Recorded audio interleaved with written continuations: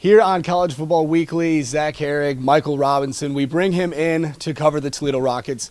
Obviously a huge game this past Saturday against the Miami Hurricanes, the 21st ranked Hurricanes, and they really showed their dominance, but Toledo didn't play that bad.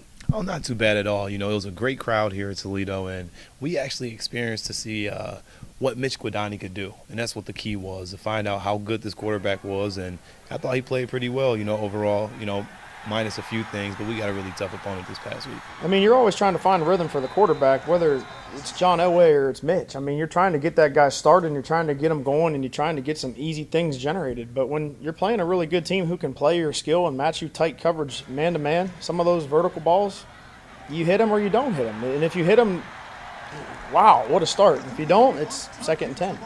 It seems like Guadagni really used his legs too, and that's one thing. We knew he was going to run a little bit this season, but 15 rush attempts in that game against Miami, 47 yards.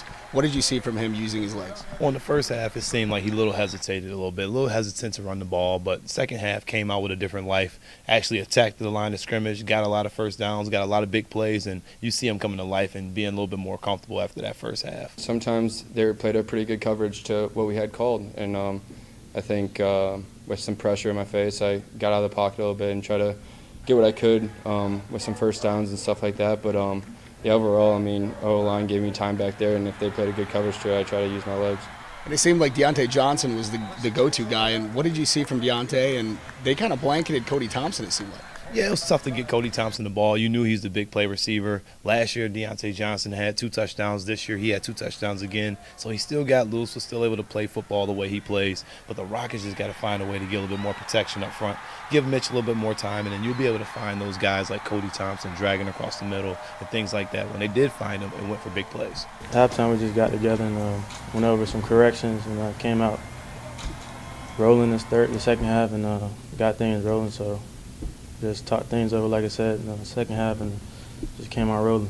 Down the stretch, it seemed like Toledo's defense kind of took a step back on 3rd down and 4th downs. They couldn't get off the field. Miami finished 7 of 15 on 3rd down conversions, 2 for 2 in 4th down conversions. So what led to that, and what did you see out of the defense down the stretch? Well, what I saw in the defense in the stretch was they got a little bit tired. Fatigue kicked in a little bit. No one wants to really admit to that, but once you get tired, you got a bigger opponent. These guys are a lot more physical. But what the Rockets could have did on defense was play a little bit tighter on the outside on coverage, not on those 3rd downs, a little bit zone. But you know what? It's all in the past now. The cornerbacks are going to have another challenge as this following week comes up with some really good receivers out of Nevada. This was a sold-out crowd of over 28,000 here in the Glass Bowl, a packed house, and it was rocking for a while. I mean, we were talking down on the sidelines. It was a great crowd.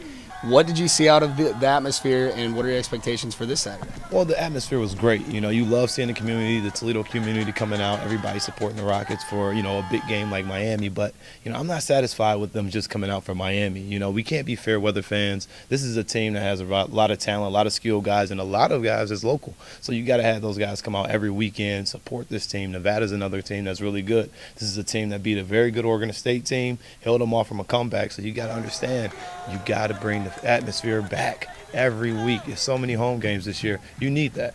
Awesome. But let's be consistent. Let's strive for that same consistency that we're striving with our football team. Let's make Nevada look like Miami. Unbelievable atmosphere, unbelievable, just a lot of buzz last week leading into the game and around downtown. And, you could feel that last night at the hotel. You could feel that getting on the bus this morning. And there's a lot of anticipation and a lot of energy focused to be here at 12 for a noon kickoff. And going into the Nevada game, what are your expectations? I know this is another tough test right here at the Glass Bowl. Ty Ganji's a heck of a quarterback, and Nevada has a senior quarterback. He's a leader. He played well last year. He played very good against the Rockets, making a lot of connections for touchdowns. Last week he did the same thing, and you got Kincaid back there at running back. He's a heck of a tailback as well. So the Rockets are going to have their hands full. This is not an off week. That's why I said we got to see the fans.